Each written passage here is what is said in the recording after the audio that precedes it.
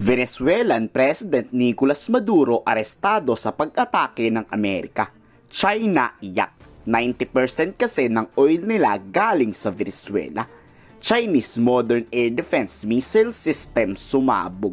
Pati yung radar system na China made, hindi na-detect ang pag-ataking gagawin ng Amerika. Isa na naman tong edisyon ng walang kakwenta-kwentang Chinese weapon. Grabe ang Amerika, atake kung atake. Tara, pag-usapan natin ng buong detalye. Nagkagulatan alauna ng madaling araw kanina nang atakihin ng biglaan ng Amerika ang capital city ng Venezuela na Caracas. Ang pag-atake ay inanunsyo mismo ni US President Donald Trump. Ang pinakatataka ko lang, akala ko ba most advanced radar system ng Amerika ang gamit ng Venezuelan Air Force? Anong nangyari? Hindi naman na-detect yung unang umataking F-35 Lightning II. Unang inatake nga ng Amerika ang Chinese-made Air Defense Missile System. Sabog at wasak-wasak makikita sa mga litrato. Dito sunod-sunod na dumagundong ang pag-atake ng Amerika sa mga pangunahing military base ng Venezuela. Arestado at hawak na nga ng Amerika ang presidente na si Maduro at ang kanyang asawa na pinaghihinala ang mga drug lord. Kinumpirma rin sa isang tweet ni US President Donald Trump ang ginawang pag-atake. Bago maaresto, hinamon pa nga ni Maduro si Trump. Porket sabi kasi ng China, proprotektahan nila ang Venezuela at all costs. Kaso walang nangyari, yan napapala ng puro yabang.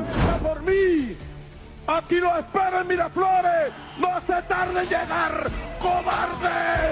Don't play with games with the American. Yan naman ang babala ni US Secretary of State Marco Rubio. Puro yabang kasi ang China at Venezuela. Susuplayan daw ng China ng missile ang Venezuela. Handa daw tumulong ang China. Ayun, pati sila nagulat sa surprise attack. Ika ni Rubio, huwag kasi kayong maangas. Kaya ang China pinakamaapektuhan sa pag-ataking ito dahil top 1 supplier nga ng China ang Venezuela pagdating sa oil at natural. I want to be clear about one thing. Nicolas Maduro had multiple opportunities to avoid this. He was provided multiple very, very, very generous offers and chose instead to act like a wild man, chose instead to play around. And the result is what we saw tonight. The other message here is the following. You have a guy, like many people around the world, they like to play games. You have a guy who decides he's going to invite Iran into his country, is going to, do the confiscation of American oil companies, is going to flood our country with gang members, basically likes to play games all this time and thinks nothing's going to happen. And I hope what people now understand is that we have a president. The 47th president of the United States is not a game player. When he tells you that he's going to do something, when tells you he's going to address a problem, he means it. He actions it. Ang Amerika nga muna ang mamamalakad sa ekonomiya ng Venezuela hanggang mag-elect ng panibagong presidente na hindi daw drug lord.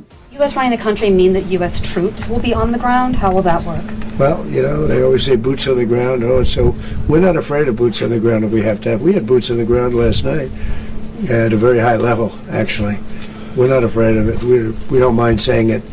But we're going to make sure that that country is run properly. We're not doing this in vain. This is a very dangerous attack. This is an attack that could have gone very, very badly. Could have gone very badly.